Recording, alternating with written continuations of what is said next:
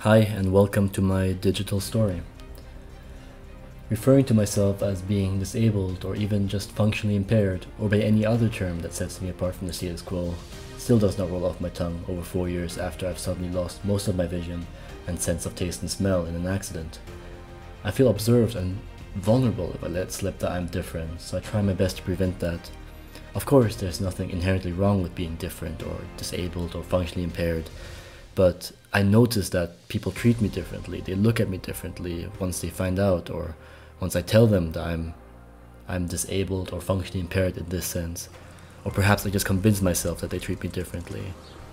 I only got to the second semester of my bachelor's program before my life was split into two distinct phases, before and after my accident.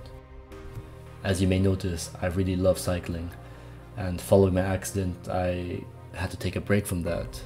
It seemed like I wasn't able to continue after all. I mean, I lost most of my vision, but after the accident I was forced to continue with my new normal. I couldn't go back in time, of course. Everything was a struggle and every day was a physical and mental pain.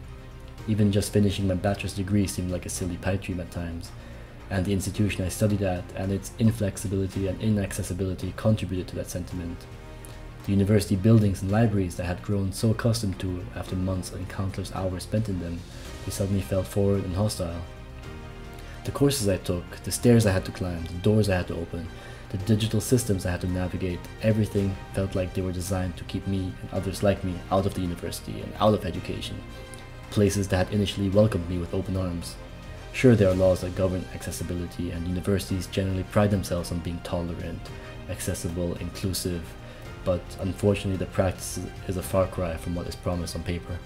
Being stubborn and determined as I am, I eventually overcame these systematic boundaries. I figuratively and literally stumble across these hurdles everywhere in life, and university just happens to be a significant part of mine nowadays as a master's student at Erasmus University, Rotterdam.